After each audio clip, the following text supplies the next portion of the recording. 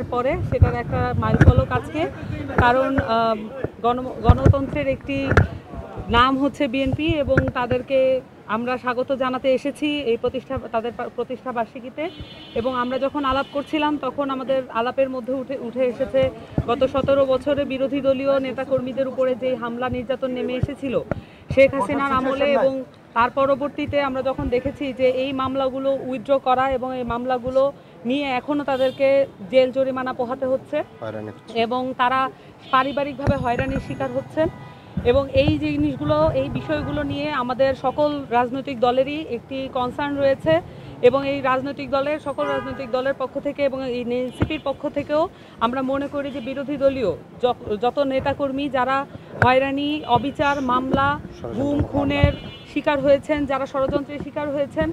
তাদেরকে তাদের জায়গা থেকে আমরা প্রত্যেকটি রাজনৈতিক দলের দায়িত্ব তাদেরকে সাহায্য সহযোগিতা করা এবং এই মামলাগুলোর জায়গা থেকে তাদেরকে মুক্ত করা। এবং সেই সাথে আমরা মনে করি যে বিএনপি তাদের গণতান্ত্রিক চর্চায় এখানেই তাদের শেষ নয় এবং তারা আরও সামনে এগিয়ে যাবে। এবং সেই সাথে যারা ত্যাগী নেতা আছেন, বিভিন্ন মহলে যারা ত্যাগী নেতা আছেন, যারা মহানগরে আছেন, বিভিন্ন জেলায় আছেন, যারা এই 15 বছর যে জুলুম সহ্য করেছেন তাদেরকে উঠিয়ে আনার ব্যাপারে, তরুণ নেতৃত্ব উঠিয়ে আনার ব্যাপারে বিএনপি তাদের অঙ্গীকার ব্যক্ত করেছে। এবং আমরা মনে করি সেটার মধ্য দিয়ে গণতান্ত্রিক উত্তরণে আমরা বড় একটি সিঁড়ি অতিক্রম করলাম। এবং সেই সাথে এনসিপিও তাদের জায়গা থেকে, তাদের রাজনৈতিক প্রতিজ্ঞার জায়গা থেকে আমরা প্রতিজ্ঞা করেছি যে তরুণদের রাজনীতির জায়গা থেকে এবং এই যারা দলের জন্য নিষ্ঠা এবং সততার জায়গা প্রমাণ করবে তাদেরকেই যাতে রাজনৈতিক দলগুলোতে প্রায়োরিটি দেওয়া হয়, সেই জায়গা থেকে আমরা সচেষ্ট থাকব। এবং সেই সাথে রাজনৈতিক দলের যে সৌহার্দ্যপূর্ণ সমাবেশ, সৌহার্দ্যপূর্ণ যে আচরণ, সেগুলো আমরা যাতে নিশ্চিত করতে পারি এবং বাংলাদেশের রাজনৈতিক সংস্কৃতিতে আগের মতো অস্ত্র এবং টাকার চেয়ে গুরুত্বপূর্ণ হয়ে উঠবে আমাদের দলগুলোর ম্যানিফেস্টো এবং ব্যক্তিগত যে আন্তরিকতা, মানুষের প্রতি কমিটমেন্ট। এই আশাবাদ আমাদের মধ্যে ব্যক্ত হয়েছে এবং এছাড়াও বাংলাদেশের ভবিষ্যৎ রাজনীতিতে ঐকমত্য কমিশনের যে গুরুত্ব, এটা আমরা দুইটি দলই অনুধাবন করেছি এবং এই বিষয়কেও আলাপ হয়েছে আমরা মনে করি যে এই রাজনৈতিক দলগুলো একসাথে বসে আরও ঐকমত্য কমিশন সহ আরও নানান রাজনৈতিক বিষয়ে বাইলেটারাল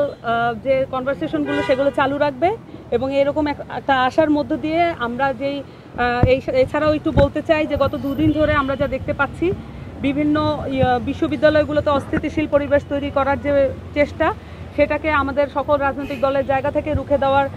চেষ্টা থাকতে হবে এবং আমরা এই বিষয়ে আলাপও করেছি। এবং সেই সাথে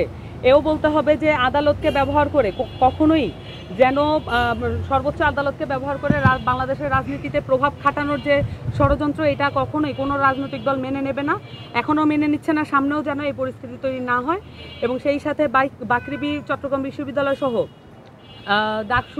ডাকসুকে বন্ধ করার যে পায়তারা আমরা দেখলাম, এই